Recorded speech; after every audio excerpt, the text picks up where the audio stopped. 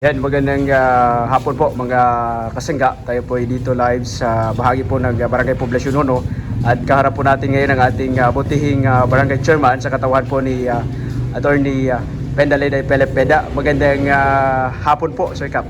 Magandang hapon sa inyo, John, no? At saka sa mga nanonood. Una-una kaninang umaga, inikot natin yung ating barangay at partially nakuha natin yung mga apektado natin mga kababayan, no, sa Poblasyon 1 kung saan naghanda po tayo, no, ng food packs para maibigay natin sa kanila kahit dahil alam natin na buong araw o baka hanggang bukas ay nandito pa rin yung ng Bagyo Inday, no? So dahil dito minabuti natin na agaran natin mabigyan ng ating mga kabarangay ng konting suporta mula sa barangay. So so far ang na-release na namin is more than 100 packs ng food packs sa ating mga kababayan. May mga purok pa tayo na hindi pa napagbigyan, pero hopefully inshallah mabigyan din natin.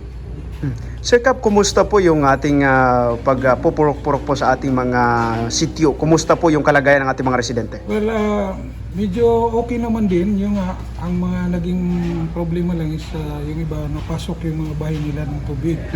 But insofar as yung infrastructure naman sa poblasyon sa pangkalahatan ay wala naman masyadong nasira. Except yung 2 days ago, inaspalt yung kalsada natin, yung National Road. No? So nakita natin na nasira.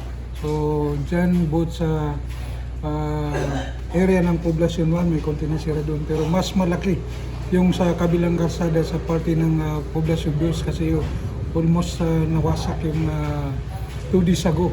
In fact, during the time nandyan tayo para i-assist yung mga workers ng contractors para matanggal yung mga nakaharang ng mga sasakyan para tuloy-tuloy yung kanilang pagtrabaho. So yun nga, masakit dahil dalawang araw tinanggal ng Bagyong Inday. Poblasyon 1 naman, inshallah, every sakuna, tiningin natin na walang sakuna. But kung may sakuna, nandyan po ang Poblasyon 1. In fact, the whole day, nandito lang tayo sa barangay, minomonitor natin yung kalagayan ng ating barangay, yung ating nasakupan at yung mga tao natin sa pamumuno ni Secretary at yung mga bipats natin at mga kagawad ay sila na yung pinapunta natin sa mga napiktuhan ng mga kababayan natin. Maaari ba namin malaman, Kap, ano po yung mga pinaka napiktadong sityo natin, purok natin dito sa Poblasyon? Well, una itong dito sa baba, no, sa Bakawan, dito sa Durian.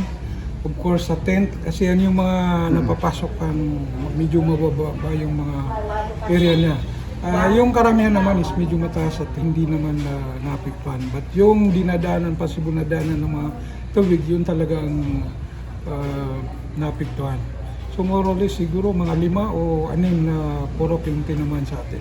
Para sa ating mga kabarangay, ugaling paraging nakahanda, no? Kasi hindi natin kontrolado ang sitwasyon.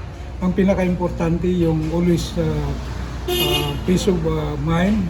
Nakahanda tayo sa mga gamit natin sa bahay. Lalong-lalo na pinapaabot natin sa mga doon sa malalapit na area. Like for example, itong dito sa Bakawan at yung mga possible na magiging maapektuhan na palaging handa. Kasi walang substitute naman pag nakahanda ka. So pag ikaw ay palaging handa, iniisip mo na may mangyari. So nagagawa mo kagad yung pwede mong gawin.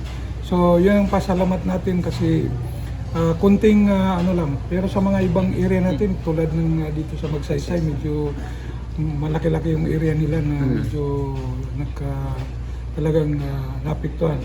Dito rin sa King or sa unahan pa, sa may Pinantawa. Mga sandag, yan ang mga napiktuhan. At sa tingin ko naman, nakapunta na kayo doon. Diba? So yun, ang gusto natin ipalam sa ating mga kababayan. At sa mga kababayan naman natin na nandyan, lalong-lalo na yung mga may mga kakayahan. Ito na yung panahon na makapagsadka tayo, no? Makabigay tayo ng tulong sa ating mga kababayan na nangangailangan. Pasalamat tayo, hindi tayo naapektuhan. At yung mga kapatid natin na napiktuhan ay dapat matulungan natin kahit konti para lalong-lalo na ngayong buong araw ay walang nakapaghanap buhay. So ibig sabihin kung walang yung mga kababayan natin is walang imbak na preparasyon ay talagang mga problema, wala sila mga. So yun yung ginawa natin ng paraan na kahit papano ay meron silang may saying na bigas o makakain nila sa ngayong gabi o bukas. Yan, maraming salamat po. Maraming salamat sa inyo, Jung, no? Dahil sa inyo nakakarating sa ating mga kabayan yung ating mga panawagan at yung mga nangyayari sa ating mga lugar. So maraming salamat.